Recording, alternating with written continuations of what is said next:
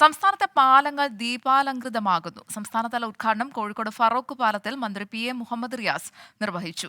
പുതുമോടിയിൽ മനോഹരമായ പാലം കാണാൻ നിരവധി പേരാണ് എത്തുന്നത്.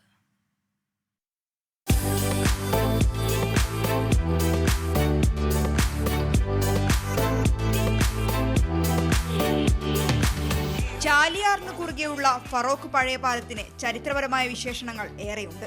ആ പട്ടികയിലേക്ക് ഒന്നുകൂടി. വിദേശ മാതൃകയിൽ പാലങ്ങൾ ദീപാലങ്കൃതമാക്കുന്ന പദ്ധതിയിൽ സംസ്ഥാനത്ത് ആദ്യം ഇടം പിടിച്ചതും ഈ പാലം തന്നെ. മന്ത്രി PM മുഹമ്മദ് റിയാസാണ് ദീപാലങ്കൃത പദ്ധതിയുടെ സ്വിച്ച് ഓൺ കർമ്മം നിർവഹിച്ചത്. ഉത്സവാന്തരീക്ഷത്തിൽ ചെണ്ടമേളങ്ങളുടെ അകമ്പടിയോടെ മന്ത്രി പാലത്തിലൂടെ.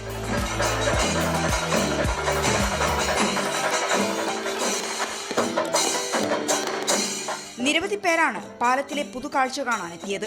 മാത്രമല്ല, പാലത്തിന്റെ ഭംഗിക്കൊപ്പം സെൽഫി എടുക്കാനും ഒരിടമുണ്ട്. സംസ്ഥാന roads and bridges development corporation 1.65 കോടി രൂപ ചെലവിട്ടാണ് പദ്ധതി നടപ്പിലാക്കിയത്.